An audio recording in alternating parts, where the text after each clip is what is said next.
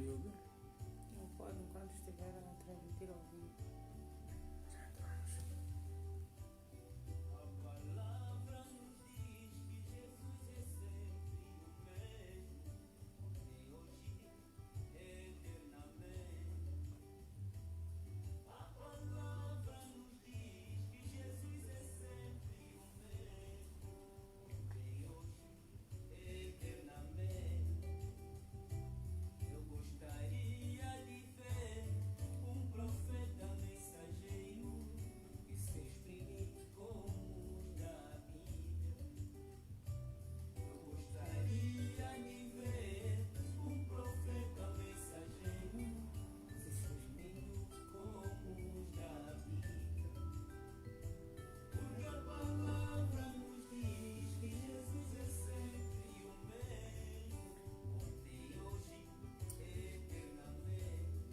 Saudações, companheiros da Terra.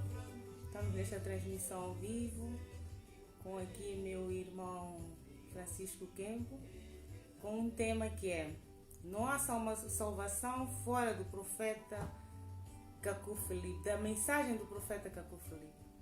Boa noite, irmão. Boa noite, preciosa amada irmã.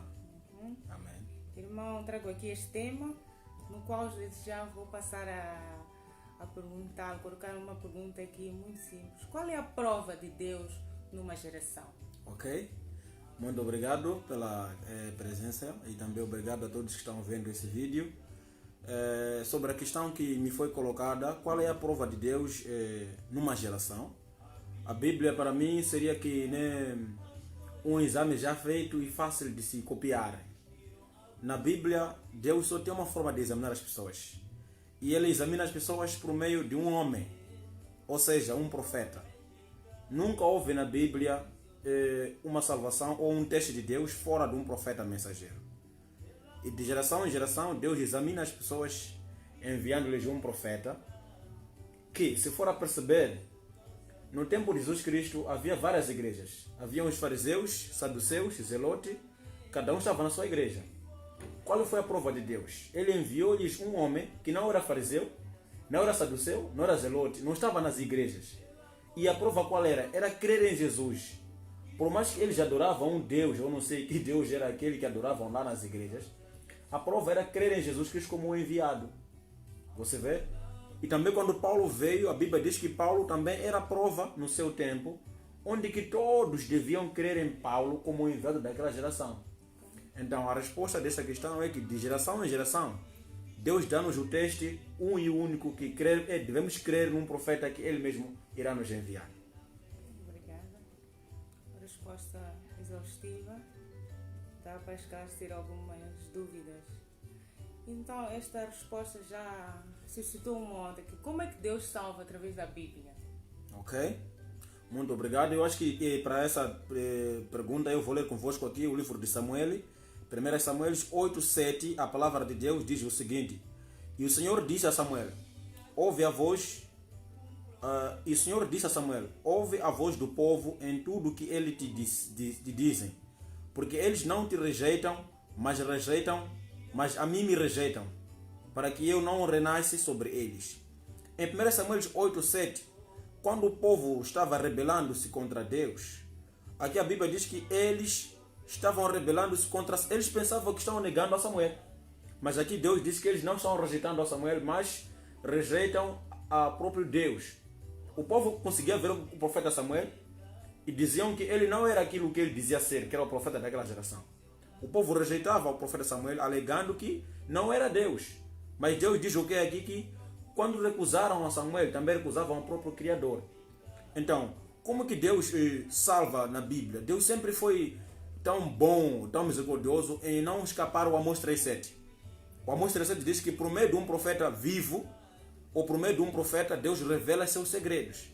Então, de geração em geração, é por meio de um profeta, como temos aqui referido, que Deus salva as pessoas. Fora isto, é tudo perdição. Ok, então por que temos a Bíblia? Ok? Exatamente. Nós temos a Bíblia como um espelho retrovisor. Como diz o profeta Cacu Felipe, quando dirigimos o nosso carro, nós podemos observar que ali dentro tem vários espelhos. retrovisores que podem nos mostrar o que está a vir por detrás. Mas o único vidro que pode nos fazer passar para frente é o para-brisa. Então, a Bíblia, ela existe como um espelho retrovisor. Isto é, um exemplo mais prático, como um conjunto de exames feitos nos anos passados. Você vê? Há um exemplo muito prático que tem se dado sobre a questão dos exames passados. Qualquer um, quando vai para um exame, pela primeira vez, o que a pessoa faz? Busca os anais dos exames dos anos passados. Ele busca aquilo, prepara-se na base daqueles exames passados e dali ele sai para fazer o seu exame do seu ano. Então, a Bíblia, meus companheiros de terra, a Bíblia existe hoje simplesmente como um conjunto de exames já feitos. Você não pode ser salvo hoje com o profeta Noé, até porque parece meio absurdo, né? Já imaginou, minha querida irmã, no dia de julgamento, Noé dizer para a irmã que você negou entrar na arca? Seria uma injustiça. Você diria que eu não estive no tempo que pregou essa mensagem de arca. Você vê? Então a Bíblia é simplesmente um espelho retrovisor que nos mostra hoje o que Deus fez no passado. Mas em nenhum versículo da Bíblia está escrito que lendo a Bíblia você será salvo. Sim, então a Bíblia só existe hoje como um espelho retrovisor para nos dizer o que Deus fez no passado. Agora, pode já surgir. Como que avançamos? É por meio de um profeta vivo. Exatamente, é profeta vivo. Obrigada. E eu posso ser salva fora da mensagem de um profeta mensageiro vivo? Ok? Se há uma salvação fora de um profeta mensageiro? Essa pergunta é interessante e me leva a voltar um pouco nos tempos dos profetas, né? Quando o povo recusava Noé, as pessoas pensavam que tinham uma chance, porque Noé dizia claramente que, olha, vocês serão destruídos todos. Haverá um dilúvio e todos vocês vão perecer. O povo dizia o quê? Não é possível, nós estamos aqui, o nosso pai, o Enoque, que desapareceu vivo, voltará um dia. Então, fora a mensagem de um profeta vivo, não há salvação. Você pode ser um bom membro, você pode ser um bom cristão, um bom dizimista. Eu vou ler aqui convosco, ou citar uma história muito conhecida na Bíblia, que está em Atos 10, o livro do Cornélio. O Cornélio diz ali a Bíblia que era um homem muito bom, temente a Deus, ele e a sua casa. Isso está em Atos 10.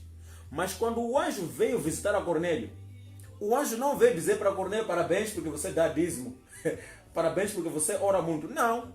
O anjo veio e disse a Cornélio, olha senhor, você precisa ir ter com Pedro. Em Atos 11, 14, a Bíblia diz que as palavras de vida na geração de Cornélio estavam com quem? Estavam com o apóstolo Pedro. Você vê? Então, não é possível você ser salvo numa geração contornando o profeta que foi enviado. É por isso que Jesus Cristo deixou claro aqui, dizendo que a obra de Deus, em João 6, 28, é crer naquele que Deus envia.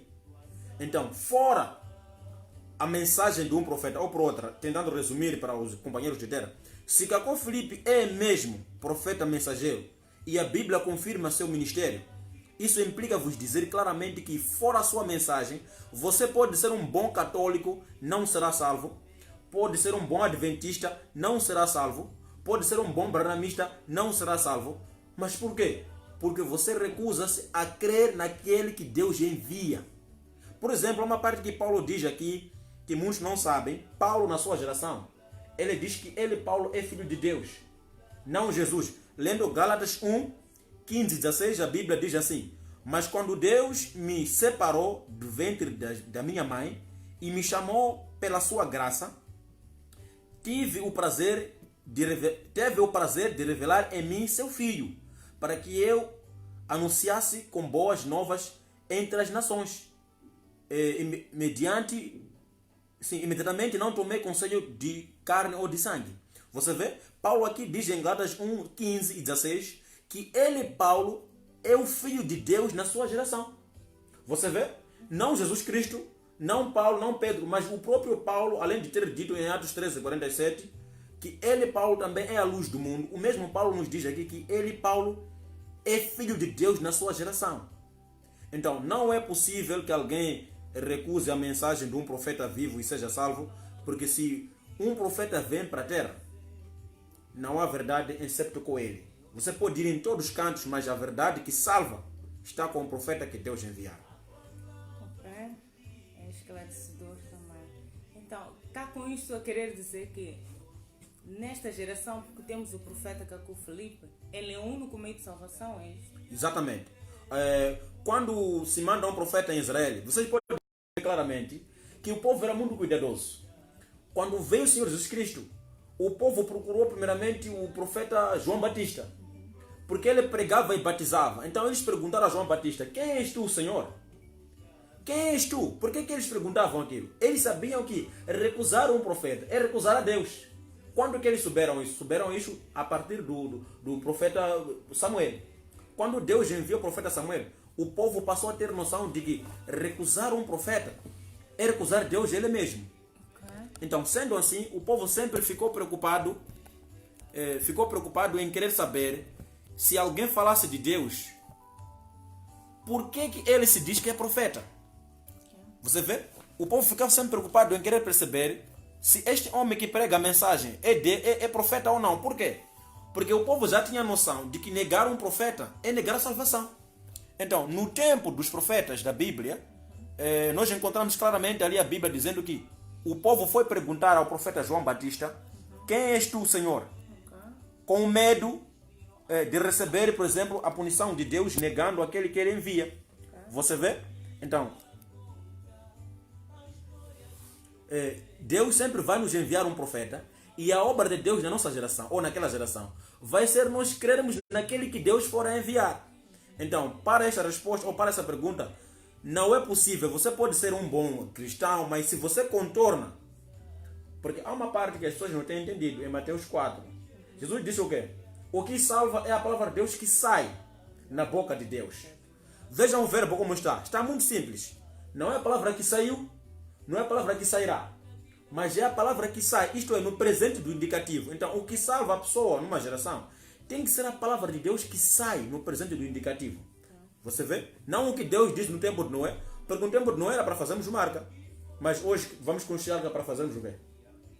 Então, não há sentido. Então, Deus vai enviar-nos uma mensagem com um profeta como o Cacó Felipe hoje para nos dizer o que fazemos. Obrigada. Resposta exaustiva. Mas uma questão, eventualmente a última, que é: negar um profeta vivo nesta geração, há alguma possibilidade de ser salvo indo numa das igrejas? Por exemplo, porque há muitas igrejas hoje e todos dizem que servem a Cristo. A Cristo, exatamente. Qual é a possibilidade, ou onde é que há salvação? É através de um profeta, ou é através da Bíblia, é através das várias religiões que existem, porque todos invocam um Deus, não é? Ok. Bem, na verdade eu até vou deixar aqui um trabalho para quem for a ver esse vídeo, que nos mostre um versículo apenas, que nos diz que Deus um dia prometeu mandar uma igreja para a terra. Hoje vocês podem ver claramente que a humanidade está dividida, como ela estava aqui a dizer a minha irmã, que hoje cada um está na sua igreja. Os católicos acreditam que adorando a Ave Maria irão para o céu. Os adventistas creem que guardando o sábado irão para o céu. Cada um na sua igreja crê que sendo um bom membro daquela igreja irá para o céu. Mas a pergunta que sai aqui, que ela acabou de dar é: será que é possível alguém ser salvo estando numa dessas igrejas negando o profeta da sua geração? A resposta é simples: não é possível. Você não pode ser salvo hoje recusando a seguir aquilo que Deus está traçando na sua geração. Você vê? Por exemplo, hoje vocês podem ver que os católicos, tanto como os barnamistas e os evangélicos protestantes, estão em contradição. Eles dizem que o Deus é o mesmo, pois não? Mas a pergunta que surge é: um católico pode tomar a Santa Ceia, a Santa Comunhão com um barnamista? Não. Um barnamista também não pode tomar a Santa Comunhão com um evangélico, nem um protestante. Eles dizem que o Deus é o mesmo, mas ao mesmo tempo cada um está lá na sua igreja escondido, comendo sozinho a Santa Comunhão, dizendo que o Deus é o mesmo. Se o Deus é o mesmo, o que faz essas pessoas não estarem unidas? É a prova clara de que Deus não está nas igrejas. E eu desafio a vocês que forem a ver esse vídeo, se tiverem um texto apenas da Bíblia que Deus prometeu enviar uma igreja na terra, nós gostaríamos que vocês compartilhassem, porque segundo o profeta Cacó Felipe, segundo a Bíblia, Deus nunca prometeu enviar uma igreja na terra. Nós podemos visitar aqui alguns textos e vocês poderão confirmar ali: o Mateus 23, 34, 35, o Lucas 11, 49, o Amós 3, 7, Segundas Crônicas 20, 20, Oséias 12, 14. Todos esses versículos que citamos aqui nos falam que devemos crer nos profetas que Deus envia. Agora a pergunta que surge: de onde é que vem que Deus prometeu mandar uma igreja? Qual é o texto da Bíblia que temos que nos confirma que Deus vai mandar uma igreja? Agora, nós desafiamos os católicos, os evangélicos, que forem a ver esse vídeo, que nos ajudem a nos mostrar, porque até o profeta Cacau Filipe diz assim: se vocês nos contradizerem nesta mensagem, ele mesmo será o primeiro a se converter, porque também quer salvação.